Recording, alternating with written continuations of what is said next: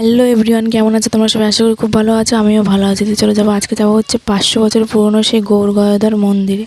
দেখো চারিপাশটা কত সুন্দর না, সবাই পুকুরে পরিক্রমা যখন নিয়ে আসে এখানে এসে বিশ্রাম করে।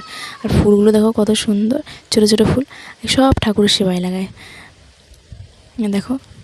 আর ভগবান শ্রীকৃষ্ণ তার সখীদের নিয়ে দাঁড়িয়ে আছে, কত সুন্দর না দেখতে। এগুলো কিছুই আগে ছিল না, সবই নতুন করেছে। আর মন্দিরটাও হেবি সুন্দর করেছে আগের থেকে।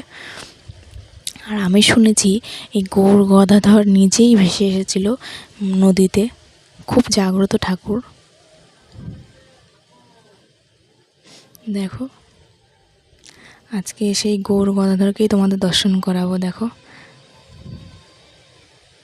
এই দেখো সেই গৌর গদাধর, খুব জাগ্রত ঠাকুর।